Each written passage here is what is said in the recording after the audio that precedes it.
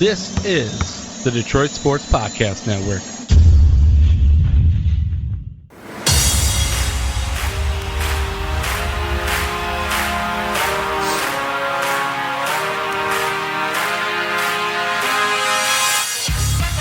We get to keep the band together. We get to keep the band together for at least one more season. Or at least reported, and as long as you believe the word of a certain offensive coordinator in this town, which I have no reason not to. Well, news did just break for NFL Network. Cards have requested to view Aaron Glenn for their head coaching position. Why? Please don't. Probably the same reason that the Jets hired Nathaniel Hackett as their offensive coordinator. This is the Fan Report. I'm Nick, and with me is Andrew. What's up, guys? The Fan Report is made by fans. For fans. And I don't mean to compare Aaron Glenn and Nathaniel Hackett. I figured as much. And to clarify, he's just interviewing for their OC position. Right. He's not actually hired for the Jets OC position. We are brought to you by the Detroit Sports Podcast, at Detroit Podcast, where you can find them on Twitter. You can find us at Real Fan Report as well. This is episode number 188. And obviously we are going to be talking about the Lions Ben Johnson announcing that he's going to kind of run it back with the Lions. Keeping the band together, and we're going to try to talk a little bit about the Pistons and kind of their situation, but we're going to give you a Lions primer first, or off-season primer to kind of get things started here. I do feel like there's a little bit more substance to a Lions conversation than there is a Pistons conversation, despite one of those two teams, the latter, being in the middle of their season.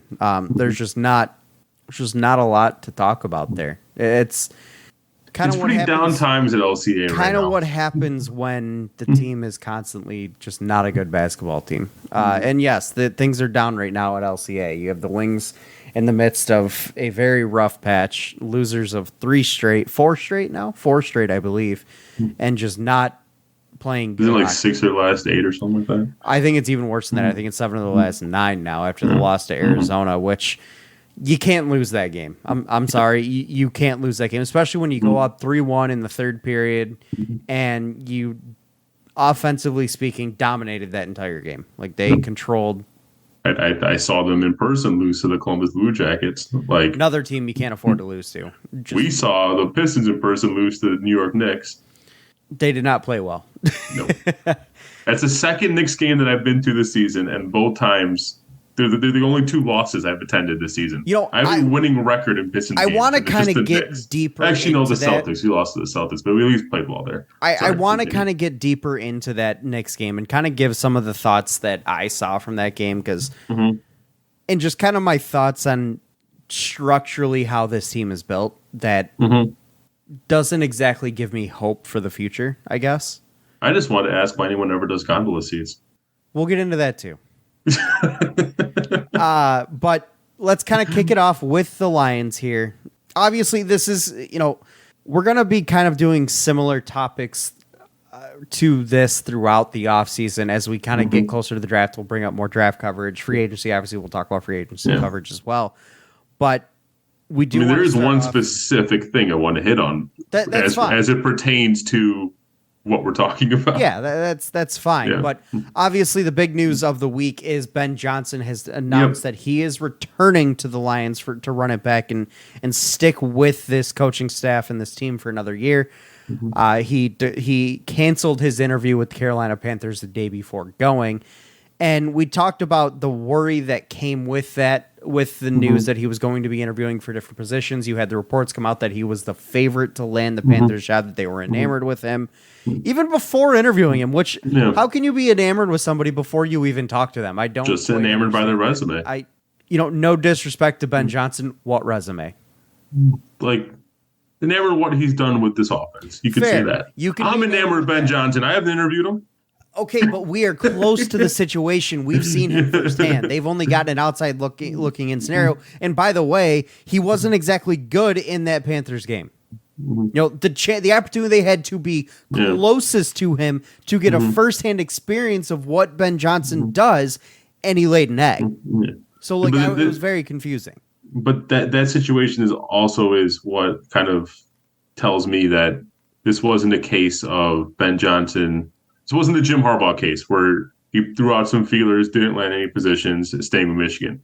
Ben Johnson dropped out of the head coaching race on his own accord. Absolutely. Before interviewing the team that was supposedly most interested in him. Right. So, and I'll be honest with you. In all fairness to Jim Harbaugh, I actually do think he probably would have been offered a job.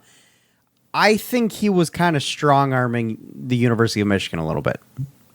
I think this was a money situation. He wants to be the highest-paid coach in college football, and he wants to leverage the fact that the NFL is still poking around against the University of Michigan because those contract talks are still ongoing. And I think this was him saying, "Look what I have available to me. You better not let me go," type of thing with Jim Harbaugh. So I don't necessarily think Jim Harbaugh wouldn't get a job in the NFL. I think he was using this as leverage. And call it scummy all you want. I mean, I do have my doubts that he would get a job in the NFL. I mean, he only had like 2 interviews. With the amount of vacancies... yeah, and he only had 2 interviews. That he was willing to take. And mind you, those 2 interviews were mostly teams more readily put together and ready to win. You look at the Raiders, we're a situation where are probably a team that can be put together ready to win. The Broncos are a team I do believe are ready to win.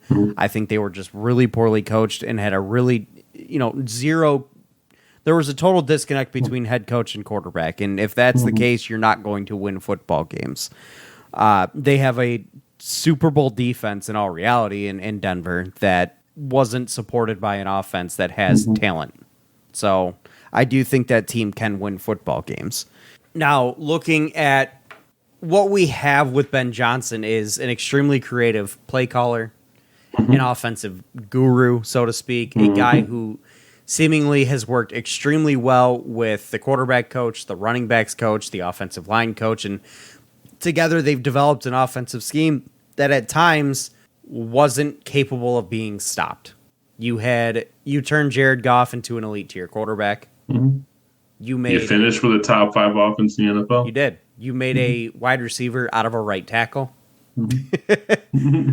You lost a Pro Bowl tight end playmaker in TJ Hawkinson and lost not a single step at the position.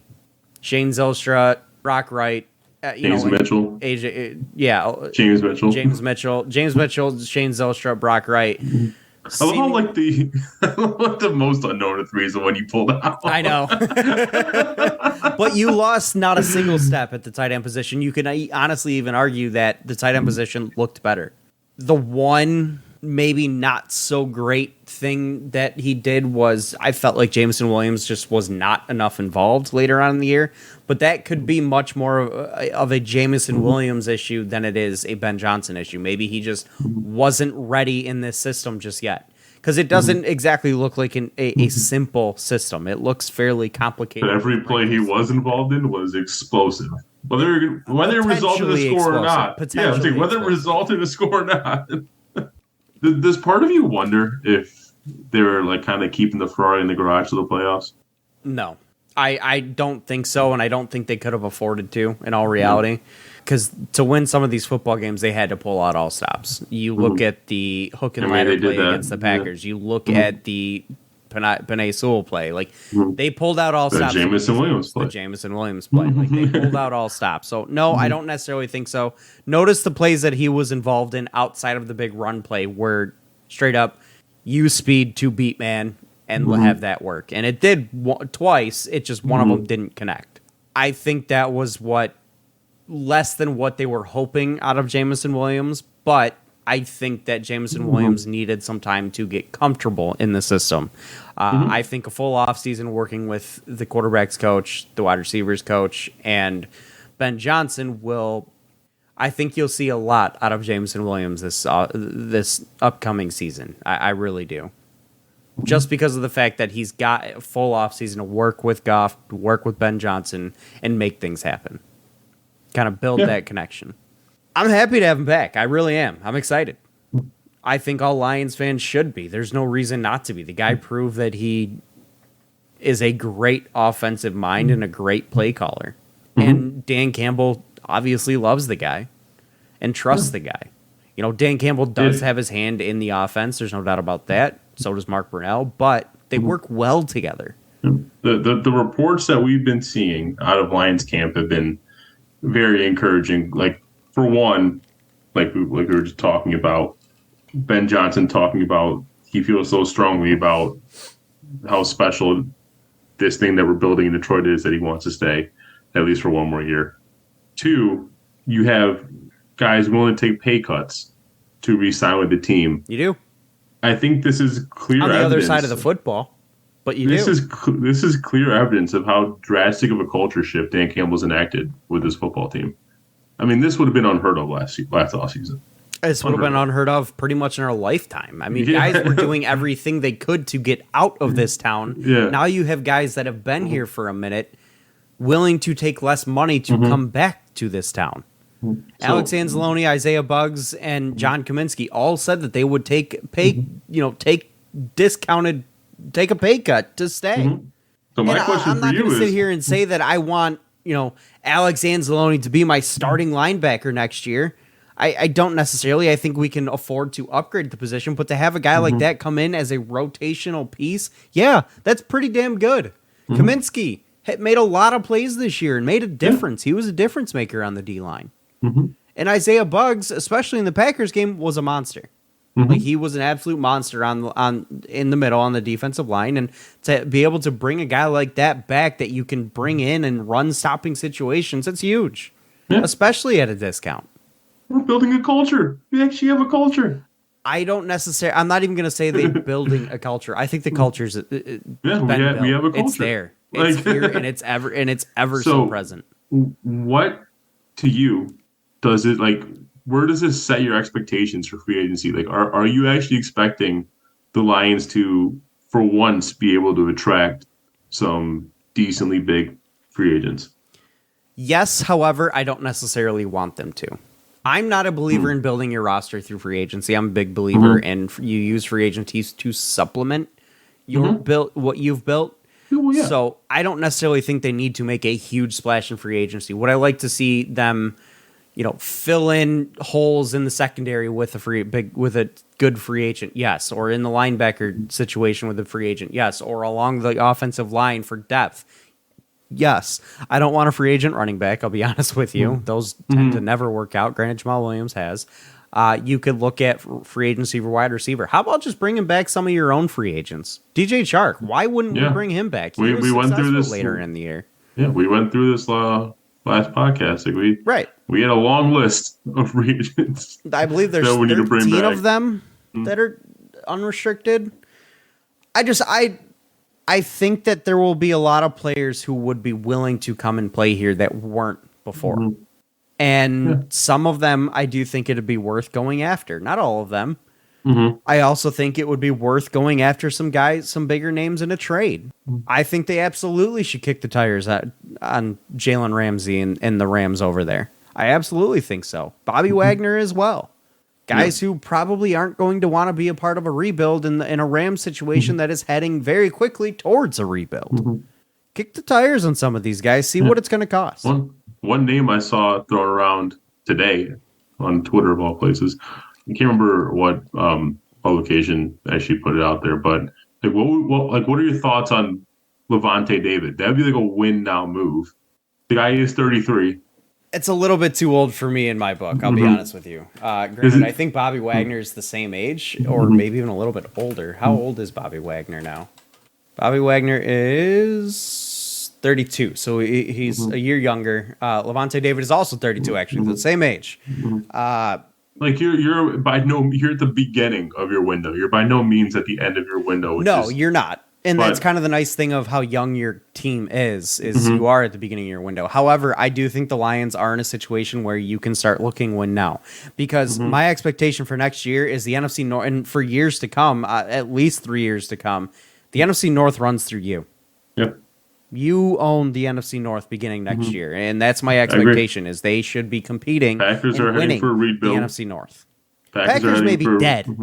Like, maybe straight up dead. Aaron Rodgers may not even be there next year.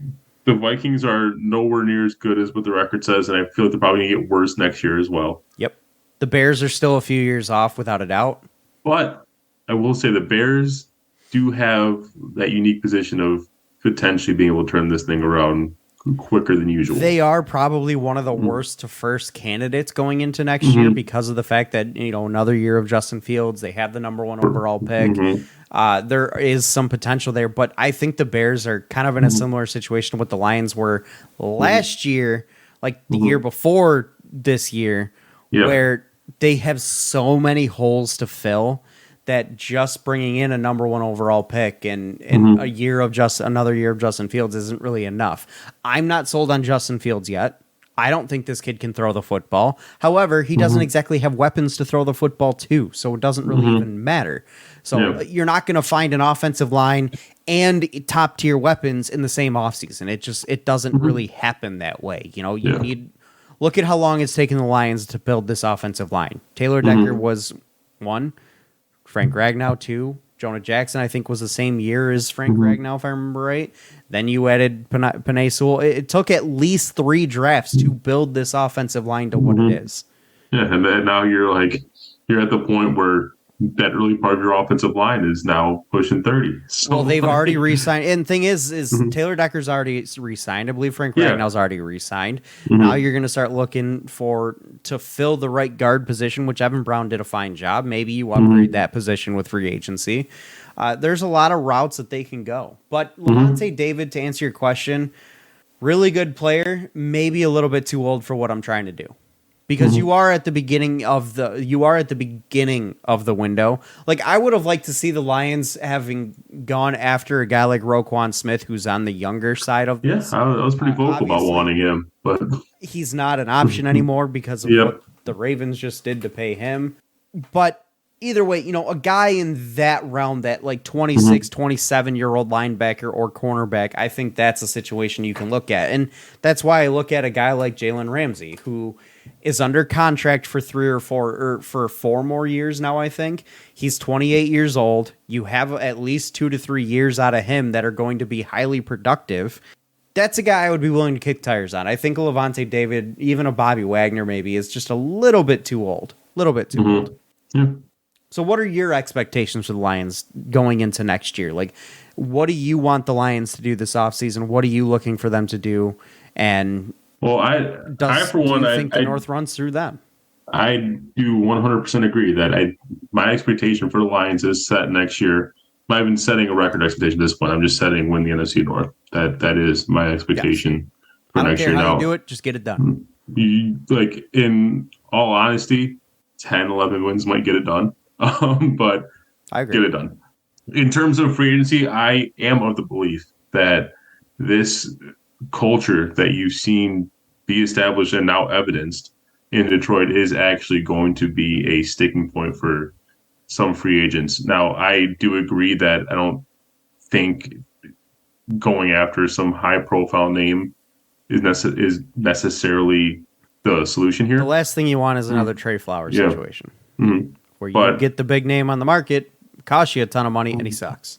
A guy they could look at, for example, that I don't think should be too expensive is David Long from the Titans. He's a 26-year-old linebacker, and he had a breakout season this season. This is assuming that he doesn't re-sign with Tennessee, but that's a 3-down backer that can really help bolster the linebacking group. Absolutely. I don't hate the idea. Like, I like the idea of going after free agents. I do. You kind of have to make something happen. A guy that I would like to bring in, if we don't fill this position through the draft, is Deron Payne. A big time presence along the defensive line. I don't think there's any chance in hell you get him, because I don't think the Commanders are going to let him go. But, and kind of similar situation with David Long. I don't know if the Tennessee Titans are going to be willing to let him go. But those types of guys are exactly who I would want the Lions to go after. And if you're anywhere near as on point in the draft this year as you were last year, I think you're well on your way. Now, there's people who have thrown around the term Super Bowl contender for next year. I'm not quite ready to I make think we're that another leap. year away from that. Yeah, I'm not quite ready to make that leap. I don't know if I'm emotionally ready to make that. And to get there too, you have to have a lot fall into place. Like you can do everything to put a good team together, and you still need luck. I already get nervous enough during Lions games as it is. I cannot imagine like NFC Championship game, Super Bowl game. Like I don't know if I can watch. It would be tough, no doubt about it. It would be tough. Just because the thing is as a Lions fan, we expect the letdown to come, right? Yep. So we just be sitting there the whole time. All right, when do we get screwed? When do we get screwed? Come on. And the Super Bowl is going to be the granddaddy of them all. This is the grand finale. You will have the most. This is the magnum opus of ref Yes. It'll be the biggest thing that'll ever happen in the history of the league. We'll have robot refs the very next season because of it. Like I mean, just shit. Look at the Seattle Rams, like the Seattle Rams game. Oh my god! You have NFL execs, you have the NFLPA, all coming out criticizing the officiating from that game and like actually demanding the investigation into this. Mm-hmm. And of course, it's the game that keeps the Lions out of the playoffs. Right.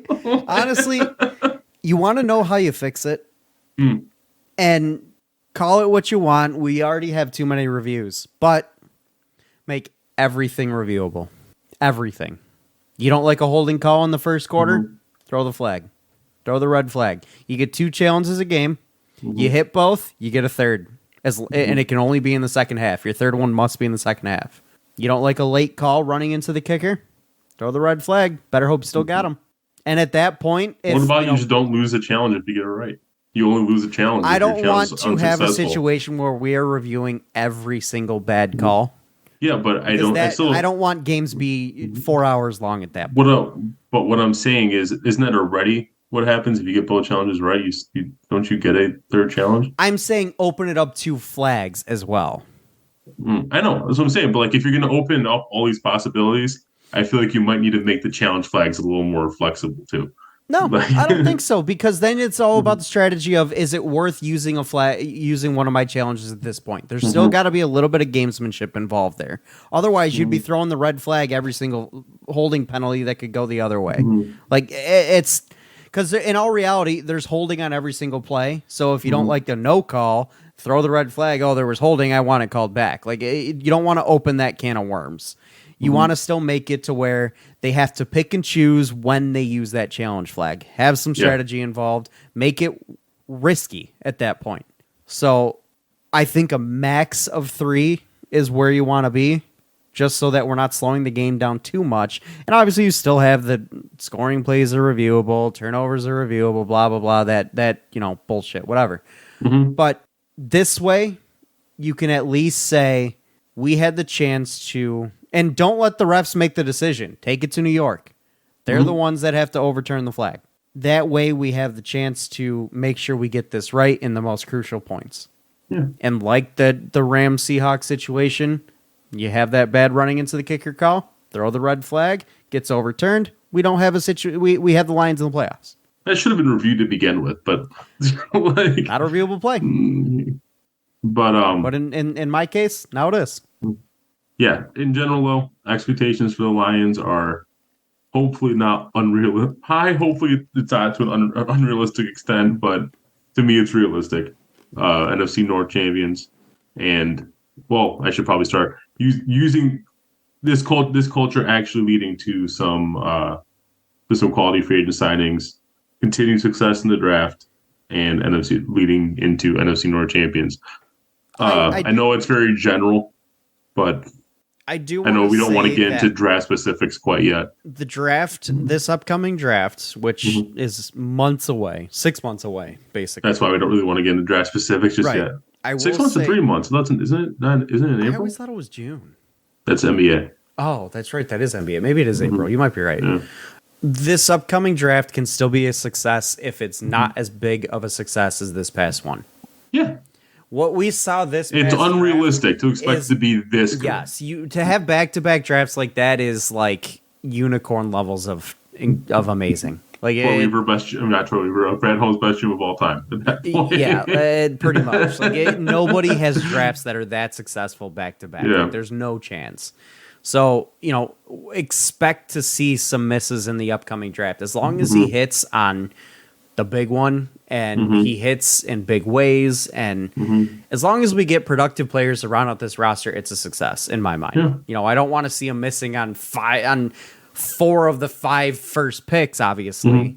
You want to at least hit on a majority of those, but there's going to be misses in this draft. And because of that, like, I don't want people to feel like it's not a success. You can't expect what we saw from this past draft. Like, it's unrealistic. But all I'm saying is I hope the Lions are going to also be spending this season grooming the next OC, because oh yeah, he ain't. If Ben Johnson continues his success through this season, and if we win the NFC North, he's not. I hope Mark Brunell is standing right next to Ben Johnson. Yeah, just absorb everything. Just telepathically. I don't care. Like, find a way to make photocopies of the playbook of what he likes to do in situations. Like, just learn everything. You ever seen that TikTok with the kid like trying to learn his textbook by just like putting it, like cupping his hands over and just like pushing it into his face kind of thing? Like that's what Mark Brunell used to do with the playbook. Yes. I'm absorbing. Yeah. Oh man. No, it's buckle in, strap in, Lions fans, because we got a potential for a pretty exciting few years. Yeah. I mean, and I believe it's coming. The news that we got this week set the tone for the offseason. And let's hope that the Lions are willing to respond to the amount of attention they're going to get. Yep. Good and bad. Hard Knocks again? I honestly want it. Like, I honestly do. I legit don't think you're allowed to. But you're not. You're not at all. Like, I think they're exempt from Hard Knocks for like 10 years. How many times have we had a Hard Knocks team actually, like, I know we didn't make the playoffs, but like, actually not be like a disappointing, boring team? I have no idea. The season? I don't think many. Anyways, move on to the Pistons here. Let's do it. All right. I don't even know where to start this whole thing. Like, there's just not a lot of substance to Pistons conversation. They're obviously not a good basketball team. Cade's back on the bench with the guys. He's been to a few games now. So he says he's actually pain-free at the moment. That's good. I heard he's been dealing with this issue since high school. Is that true? Yeah. What's his face? James Edwards had an interview with Kate Cunningham in Paris, and yeah, this is not a new thing. I'm really curious how good he's going to be when he's back. To be pain-free, to not have to deal with this issue any longer. That's we may unlock a whole different Cade 2.0. We may unlock Cade 2.0. So obviously we mentioned, or earlier we mentioned we went to the Knicks game this past weekend. And we sat in the gondola seats, and I'm kind of right there with you. Why do people sit up there? It's honestly, it's not good basketball viewing up there. Now, we did sit on the upper level of the gondola, which may have made a difference. The lower level has like tables and stuff, I think. Like there's so the upper level has the tables, but it's not the suite of the gondola. But I think there's like bars down there and stuff. Like there's a bar down there, so it's a totally different atmosphere. Which at that point, that may be worth it. But still, I don't know if I would do a suite if I have a terrible view of the game. Like right, yeah, that's fair. Like it wasn't a good view of the game at all. Like I found myself that would kill no matter what the luxuries of it are. Yeah, right. If I have a terrible, I'm watching the Jumbotron more than I'm watching the court.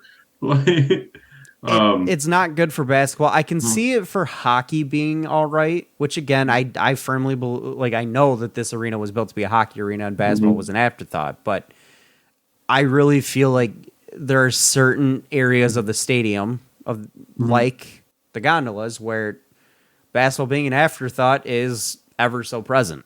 And that was my first time in the gondolas. So my first experience, I don't think I'd ever go back. Let me ask you this. If you had to choose between gondola and standard upper level, what would you choose? Gondola, because I don't feel like I'm going to fall over. That's the only time I would take gondola. Yeah, I don't like the feeling of sitting in the upper level because it's at least more comfortable in the gondola. I feel like I'm going to fall You have room to get up and walk around. You're not like tight. You're not, and you don't feel like you're about to fall over. You have a table you can, like you have like the bar seating you can sit at and eat your food or whatever. And, it's a lot. It's just a shitty view. That's yeah, all. it's a lot more comfortable up there. But I would prefer to sit in the gondola over the upper bowl for sure. Mind you, You know where gondola seating would kind of work? concert. If they did it in Ford Field, because you don't have that giant jumbotron there. That probably is true. Granted, your gondola seats would be really far away from the field at Ford Field. Yeah. Like really far. Bring your binoculars. Speaking of binoculars, did you see the some of the views from the upper bowl of that game at the Alamo Dome between the Warriors and I can't remember who it was? I saw some shots of the game, but I didn't see like the upper bowl view. No. I hope you brought your binoculars because it looks like ants. They just basketball games, and I've been to a basketball game in a football stadium. It was at Ford Field. It was a Michigan State Kansas game years ago, like right when Ford Field opened. The views from like the actual football stadium seats are not good. Yeah. Basketball does not belong in a football stadium. I'm sorry, but I agree. no, I don't think I would ever do gondola seating again. If I had to choose, like you said, if you had to choose between gondola and upper bowl, I'd take the gondola, but I just prefer to pay up and sit lower bowl. Yeah. I wanted to hear kind of your thoughts on that Knicks game and on kind of the recent play of the Pistons, and I kind of wanted to give my thoughts of what I noticed and how this kind of relates to how I feel about how the team is built structurally. But I wanted to get your thoughts first. It's more of the same of what we've been seeing, at least in the Pistons' losses, where this team clearly doesn't know how to just play winning basketball in general. Not win games, just play winning basketball. Like, this team was sloppy the entire game. They were not taking good shots. They're missing open passes, missing defensive assignments. Albeit, you were missing your two best players, in Cade and Bogey, but and also missing Duren. Also missing Duren. But at the same time, like, the role of the coach is to have these guys prepared no matter what, and they've shown that they can be effective even down those guys. We saw it on their West Coast trip. They put up fights down Bogey, down Cade, but for some reason, this is the second time against the Knicks this season where they looked generally lifeless, and it's again a mark on Dwayne Casey that's something the coach has to make damn sure doesn't happen, and if it does happen, make damn sure it's corrected for the rest of the season. Like, right.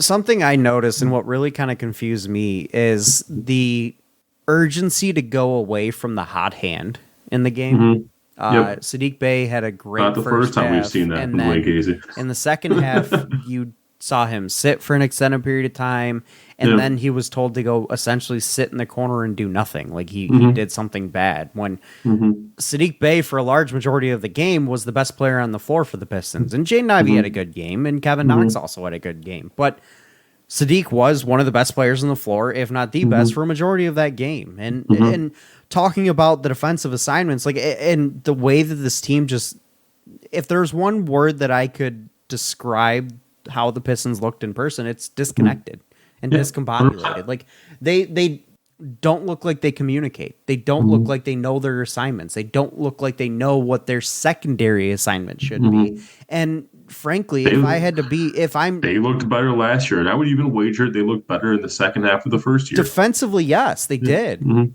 At least defensively, and frankly, like, offensively, they look disjointed. And if I know on paper, I think we're still outpacing last year's team, but I don't. Last year's team made a bit of a run towards the end of the season. Right. I don't expect that with this team at all. I think we are going to finish with a worse record than maybe both seasons.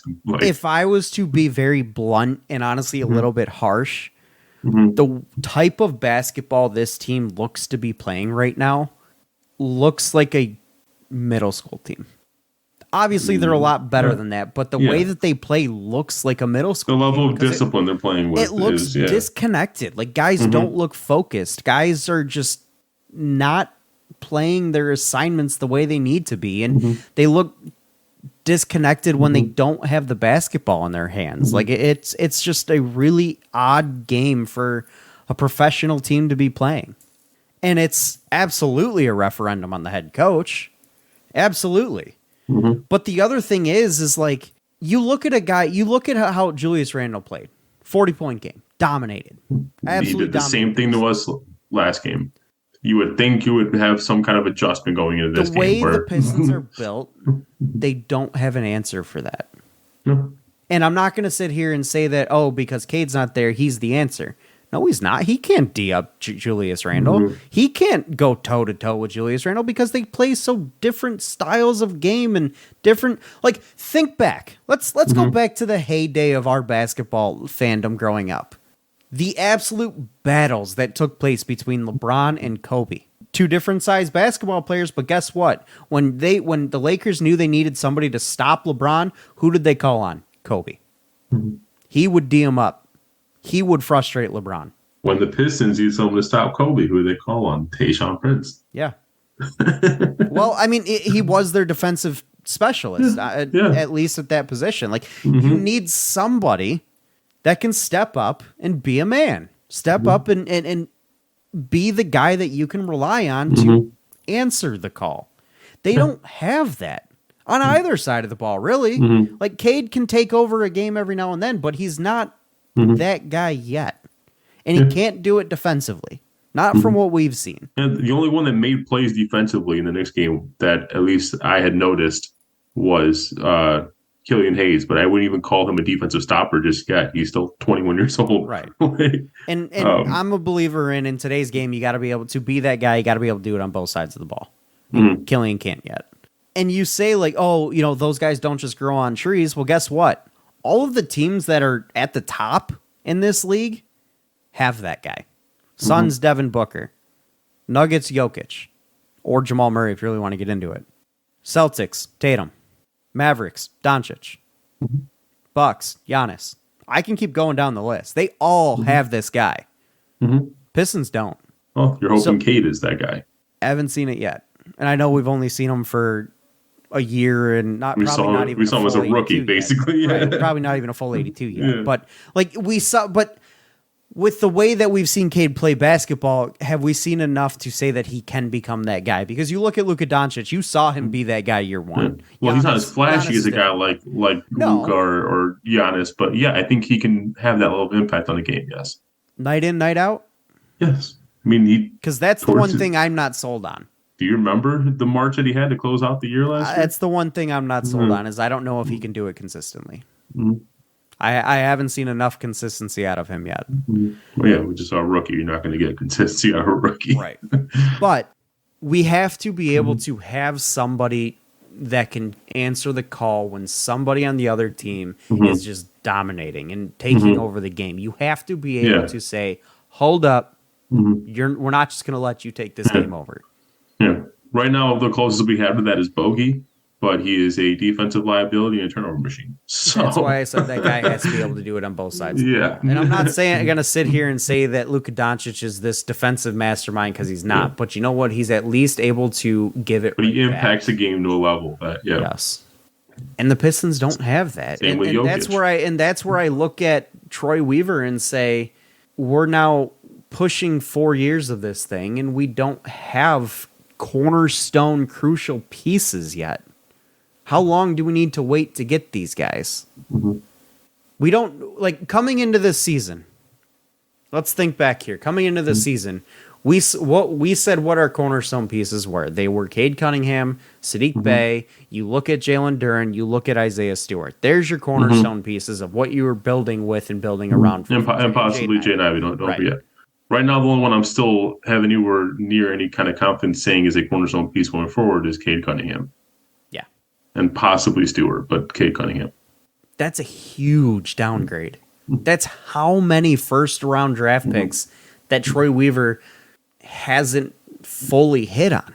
And the one he did was a number 1 overall pick. Now, I'm not going to say that these guys are misses, because they're not. For the most part, they're not. Yeah. But to be a winner in this league, you need some of these mid-first round picks, or top 10 guys that aren't inside the top 5 be cornerstone pieces. You need that. Otherwise, you won't be successful. Can I give you a Troy Weaver quote from his interview with James Edwards? Please do. So James Edwards did ask him, basically, he said fans tend to think development, whether individual or as a team, should be linear. It's usually not. When it comes to your team, I'm not sure people really recognize the starting point you guys had and how it differs from other younger teams.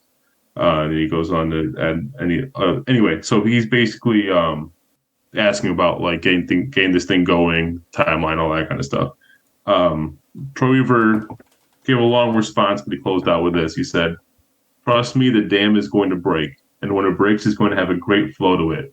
We just have to stay patient and stay in the boat and keep working. I'm even more confident than I was June 18, 2020, that we're going to get this thing where it needs to be." I wish I was as confident as that. I wish, I'll be honest with you, I'm not confident in that. He says the dam is going to break, but somebody's got their finger in the dam, and I want to know who it is. Like, the dam did break for the Lions. Why not the Pistons? Right, the dam broke in week 8. That a little bit. You at least had a guy who seriously believed in the culture he was instilling, and you could see semblances of it towards the end of last season. What? Yeah, you at least had a coach that was instilling some belief in the team. You had a guy who was at least doing something. Mm-hmm. Cool. Can I throw a silver lining? What the hell Dwayne Casey does? Can I throw a silver lining? We get Cade back next year. No, yeah. I'm saying if we do think about it, Cade back next year, potentially fresh faces in the coaching staff, including head coach, and another, which should be hopefully guaranteed top 5 pick, plus money to spend in free agency. Are the Pistons poised to potentially get this thing revved up pretty quick this offseason? Basketball's not really a sport you do that in. You don't go worse. The opposite. Don't go worse. It's a sport where one guy can change the whole dynamic. But how often do we see a team go worse to first in 1 year? Oh, I wouldn't say worse to first, but at least now we're a playoff team finally. Like from top 5 pick to a playoff team. See, my issues with that is, when you see a team take that next step is when they're already at a level where they're fringe playoff team, and then the coach comes in and things kind of escalate from there. And it usually takes another year or two for that to happen. You look at the 04 Pistons where it was Rick Carlisle who had them to a high point but wasn't able to get them quite over the top. Larry Brown comes in, you get them over the top. When you're still in a situation where you are a bottom barrel team and you're bringing in a new head coach, it usually takes a couple more years for things to actually come to fruition and be a winning basketball team at that point. Yeah, I think there are some silver linings to look at there with Cade coming back, with another top 5 pick coming in, which again though, I am in an F these picks mode. Like I don't care anymore about draft picks. Yeah, I agree. Unless you're giving me Scooter Wemby. Right. But again, though, that's pure luck at that point because anybody in that spot's not going to trade out of it. But not saying that no one after Scooter Wemby can be good, but like you need if you're not in that spot, you need them to be good. Like if you're the Pistons, you need them to. It's just another but I'm saying it's another young guy you're adding to this roster. It's going to need time to mature, and that may or may not pan out. So kind of going back to my point of you need to be able to hit big on some of these guys outside the top 3, that are not number 1 overall picks. You look at the way the Cavs are built. Yeah. One of those guys is a top 3 pick. One, Evan Mobley. And he's not even the best one. Donovan Mitchell was a 13th overall pick, not by the Cavs, but you know what? They spent money to go get him. Darius Garland, number 5 overall. They were about ready to turn the corner once, Jared Allen wasn't. I don't even know if Jared Allen was a first one. It was a first round pick. He was a first round pick. Yeah, wasn't early. I remember being a huge fan of his when he was still am. Texas. I am too. But he was a 22nd overall pick. Huge piece of that team. Where are these guys that are huge pieces of the Pistons that weren't taken in the top 3? Well, here's your thing. Jared Allen's 24, which is lower than our entire roster, basically. So Donovan Mitchell's also. It's like we don't know. Like maybe Jalen Duren by the time was a superstar from the beginning. Let's not get it twisted. He was a star. I'm just saying, like we don't know. Jalen Duren by the time he turns 24, he could be as good, if not better, than Jared Allen. That's fine. But Donovan Mitchell was a star from the beginning. As a 13th overall pick. Darius Garland was a star from the beginning as a 5th overall pick. A star that Darius Garland was kind of iffy for his first couple seasons. Darius Garland was a really good basketball player that was held back by his running mate. You could see that he was a star in the making right there. But Donovan Mitchell should have been a Pistons star. Well, yeah. It's just more of a punch in the face that he's in our division now. Right. Darius Garland by age 21 was averaging over 17 points a game. On 45% shooting, almost 39.5% from three. That's a star from the beginning. I don't know that I see any of that out of what we have here. And I'm not writing Jaden Ivey off as the number 5 pick. I'm not writing Jalen Duren off. They're too young to tell. But I'm looking at the other two guys and saying that... Are Darius Garland's rookie numbers that far off from Jaden Ivey's? I think Jaden Ivey's rookie numbers are technically better, but his shooting splits are worse. Darius Garland was... He's probably worse from three. I don't think Ivey's quite at 35.5%. Darius Ivey is 32%. 32%. Darius Garland was a better shooter in his first year. Jaden Ivey is putting up a little bit better numbers, but I also feel like he's been called upon a little bit more than Darius Garland would have because of the presence of Colin Sexton. Like right now, Jaden Ivey is probably your number one option with the ball in his hands right here, right now. Obviously, with Cade being in there, it's a different story. But you know, the silver linings that you brought up with the fact that Cade's going to be back and new fresh faces. And yes, those are obviously really good things. But one, we don't know that we're going to get fresh faces. We don't know if... No, I said if, like the potential of fresh faces. That's fine. But again, when the Pistons are this low down on the totem pole, it usually takes a couple of years for that new guy to really get his stride, which I don't want to wait anymore. I'm sick of waiting. I'm tired of it. I want to win. I hate to break it to you. Our team is so damn young. I'm probably going to have to wait. That's the only reason I'm not hitting the panic button right now is like half our roster is not even old enough to drink. That's okay. Let's not go that far. There's two guys barely that old enough. I should say barely old enough to drink. But we're not seeing development out of these guys. That's the issue I have. At least with a guy like Jared Allen, you could see development. Darius Garland, you obviously saw development. He took a huge step in year 2. We're not seeing development out of Sadiq Bey. We're seeing a retraction. Cade, we didn't get to see development because he was hurt. Jaden Ivey, I don't know that I've seen him get that much better from the beginning of the year to now. Has he gotten better? Yes, but I feel like it's natural progression. I don't know if coaching had any effect on that. Same with Duren, but I also feel like we haven't even gotten to see enough of Duren. I feel like he's being held back by coaching. It's frustrating. The one guy I can honestly say we've seen development from is Isaiah Stewart, and it's because he completely changed his game. And it worked. It was a gamble that worked. And I think that was more Stewart's willingness and tenacity than it was the coaching. We talk about the silver linings, and yes, there are some. And one of the silver linings you mentioned was a ton of cap space. I don't consider that to be until I've seen it used productively, I don't consider that a true asset. I don't. For anything other than you can add bloated contracts. It's a wasted asset in Detroit. In a Pistons organization, it's a wasted asset. Well, let's be honest. It's going to have to be used in the trade market. It's not like not to mention like the free agency class this offseason is not the greatest free agency class. Russell Westbrook? No, please no. But that's the only name that's been connected to the Pistons that you would use that cap space for. And I want nothing to do with that. Like that's what I have an issue with is, yes, we have a ton of cap space, but I'm not really at least under this regime, in the previous regime, and the previous regime before that, seeing that cap space used effectively. Not once. You want to talk about bogey? Fine. I don't really consider that in this situation. Well, I wouldn't say that. I wouldn't say the cap space has been used ineffectively by Troy Weaver. It's not been used. Yeah, exactly. It's been wasted. That's my point. It's been wasted. He wasted the asset that he had. And that's why I say that silver lining of the big cap space is a wasted asset because it doesn't get used. When? This is why I've been pretty vocal about saying that the Pistons are going to need to do something with that cap space this offseason. Well, they don't have a choice. Isn't there a salary floor in the NBA?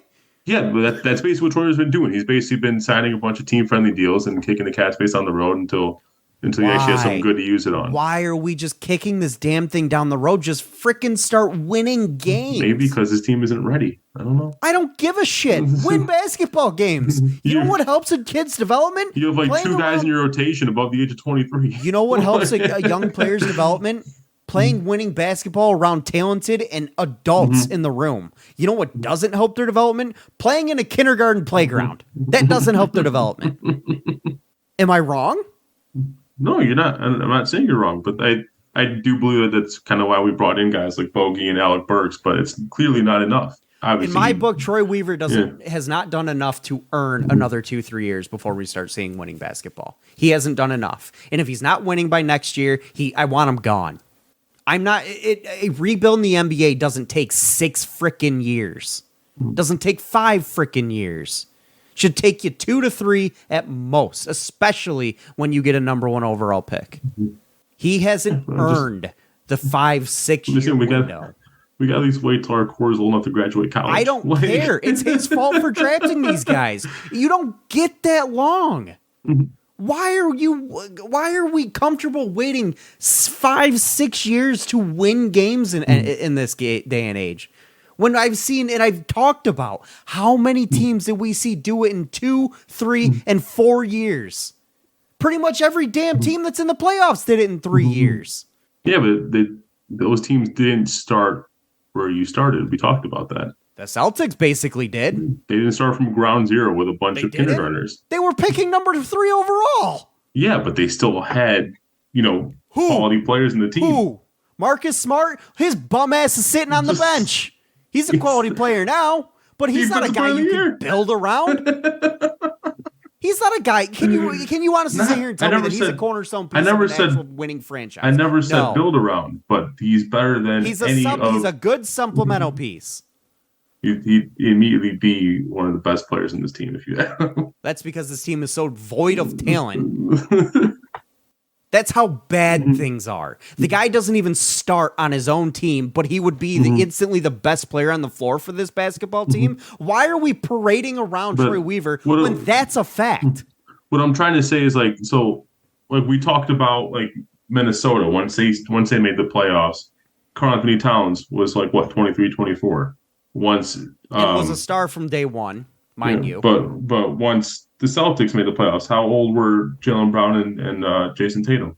25. But again, Jason Tatum was 22. Yeah, but that's the only point I'm making is that okay, Jason Tatum was there in year 2. What's your point? We're in year 2 with Cade. Year 3 with Sadiq and Stewart. What's your point? We're in year 2 with Cade without Cade. The only point I'm making is this team is so damn young. None of these guys have even developed. It's kind of hard to. Then you should have done something to bring in adults. Then you should have done something, traded your young guys to go and get adults. That's what I'm expecting this offseason. That's what I'm expecting this offseason. But you haven't done it yet. We're going into number 4 here now. Yeah. If you were to tell me right now we're trading away Jaden Ivey to go get a truly good 28-year-old star NBA basketball player, I'd say do it right frickin' now. Jaden Ivey for Donovan Mitchell, done. Extremely ecstatic. You'd be fleecing. Yes, you would. Jaden Ivey, Scoot Henderson, and Isaiah Stewart for Donovan Mitchell. And a first-round pick. Done. I'd do it in a minute. Do it in a minute. And I'll build with Cade, Mitchell, and Jalen Duren. Done.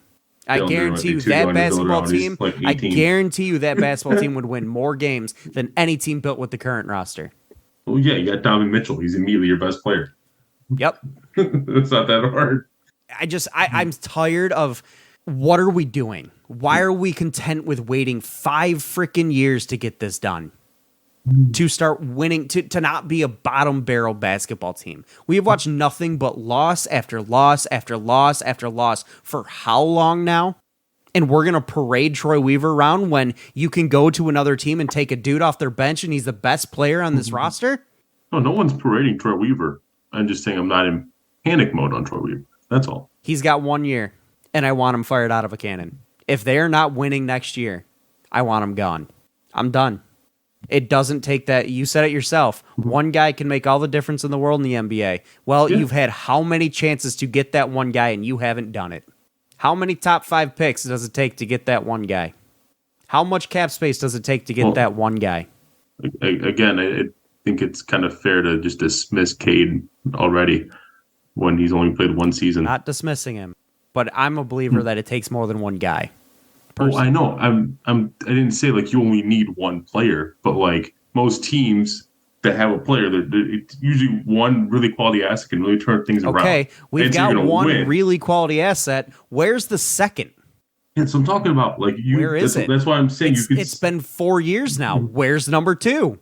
That's what I'm trying to say is this offseason. Like if you can get that quality asset, you have hopefully a new coaching staff. 4 years to you find have the your return number of 2 Cade. guy is my point. Why would it take 4 years to find cornerstone pieces of your franchise when you've been gifted how many top 5 picks? How many first round picks does it take to get a second guy on your basketball team that's worth a damn? Again, we can't say anything about about Jaden Ivey or Jalen Duren. Can you sit here and tell me that Jaden Ivey or Jalen Duren are going to be a number 2 cornerstone piece of a franchise? I don't know. I'm not going to sit here. I'm not going to sit here and play fool's gold. One of them is 19. I've seen too many of the question marks out of Jaden Ivey come glaring at me, and I don't think the Pistons have the coaching to make him that guy. I don't. Like going back to Darius Garland, I was the biggest Garland fan coming in the draft.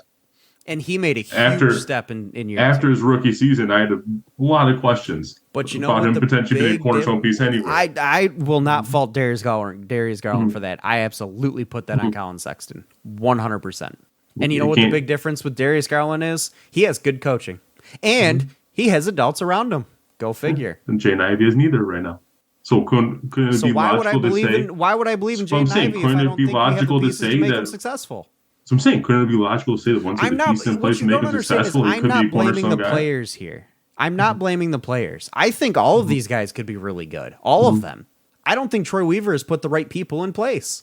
And he's let this go on for how many years to stunt the growth of how many players? That's on Weaver. How long are we going to let Dwayne Casey sink this ship? That I will agree with you that it's taken too long to, because I think Dwayne Casey was, if I'm not mistaken, was the coach when Troy Weaver came on. It's taken too long. And he's let Casey just continue to create a bigger and bigger and bigger and bigger hole in the hull of the ship until it's at the bottom of the damn ocean once again.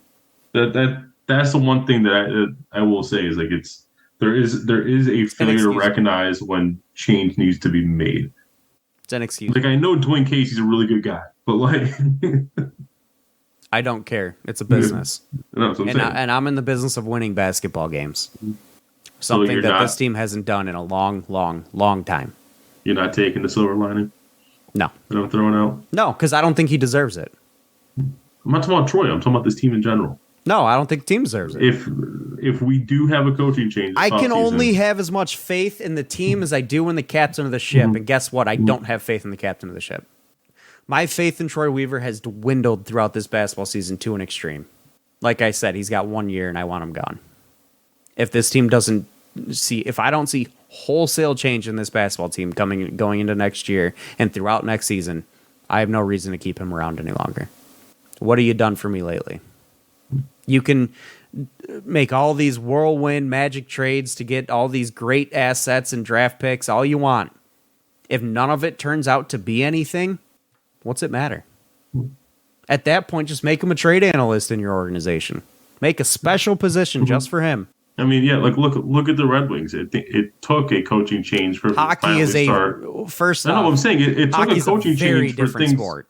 I know what I'm saying. It took a coaching change for things to finally start turning around. They had 5 straight losing seasons before Lalonde came on. Very different sport. They're not. You're comparing apples to oranges here. It was not the coaching change that just did this. There was a huge talent. Look how much talent Steve Yzerman brought in the offseason. He was willing to spend his money. Yeah, this is what I'm talking about. I'm talking about a Steve Yzerman level offseason. This offseason. That's what I'm trying to talk about. Don't you dare bringing in hold a candle to Steve Yzerman. One of these guys one of these guys has led to Stanley Cups. I never compared the two. I'm just trying to tell you that he should be taking that model. Well, he hasn't. Stevie Y was here for 2 years before he did that, by the way. Dwayne Casey or Troy Weaver's now going into year 4 and hasn't done it. I want to know what the hell he sees in Casey. Other than he's a really nice guy. Because I don't see any redeeming quality in this guy as a head coach. Or any of the coaching staff for that matter. Or the training staff for that matter. Get rid of them all. I would clear the whole damn organization out at this point. We do have a crazy amount of injuries. Yeah. I know I've been extremely harsh on Weaver and it's because I really, I love my basketball team and I want them to succeed so badly. And the thing is I believe in the players that we have. I believe in I'm on the Killian same Hayes boat. being a good player. I believe in Caden being a superstar. I believe in Sadiq actually being productive for once. I believe in Jaden Ivey being good. And I really believe in Jalen Dern. I love his game. I just hope he doesn't become Drummond 2.0. And I'll be right there with you. Casey's still the coach next year. If he is still the coach next year, I may show up to LCA with a cannon. That's a joke. That's a joke. I'd start knocking on your door about Right? minus 10 minutes. All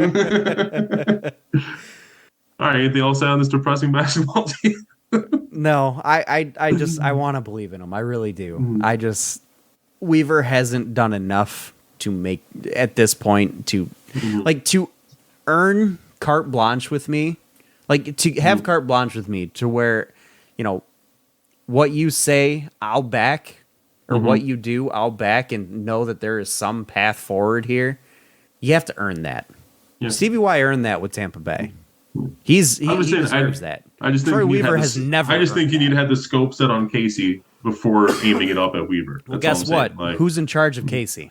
No, I know. So that's why I said if Casey's still the coach next year, you can't just have your scope set on Casey without having it on the guy above him. Yeah, because I do feel like because it starts at the top. At least in my opinion, I know they're all young assets, but Weaver's given Casey assets to work with, and Casey's kind of feels like he's squandering them. But whose fault is that? Yeah. Whose fault is it that he's still in charge? That's what I'm saying. That's what I said. If Casey's still the coach next year, I'm right there with you. I don't think he should be the coach right now because how much time are we wasting? Yeah. If he lets him continue on through the rest of this basketball season, you would have wasted 82 games of development. Waste. When you and I both can sit here right now and say that this guy is not developing this talent. Are we 100% right on that? Are we definitive? No. We have no idea. But it sure looks that way. Yeah. It doesn't take rocket science to see that this team is not developed how anybody would expect. And that's glaring on the coaching staff. So why, as a GM, after 3 years of this faltering, are we not saying this isn't working? Let's get somebody else in, a new voice. It doesn't matter if it's halfway through the year. You do it anyway so you don't waste the other half of the basketball season. Because I'll tell you right now, you can still develop talent in a half a basketball season. You can make them better and stop these bad habits before they get ingrained into these young, impressionable kids. Just do it. Pull it off like a Band-Aid. You might see it work. Knock on wood. Yeah, please let it happen. Please. Anyways, that isn't a call for this week, guys. Thank you for listening. A little bit more energy this week. I liked it. We will catch you guys next week. Andrew, thank you for joining me. Thank you to Detroit Sports Podcast, as always. This has been the Fan Reporters by fans. More fans. You can follow us on Twitter at RealFanReport. You can follow at Detroit Sports Podcast at Detroit Podcast as well. We will catch you guys next week. Enjoy your weekend. Peace out. Peace.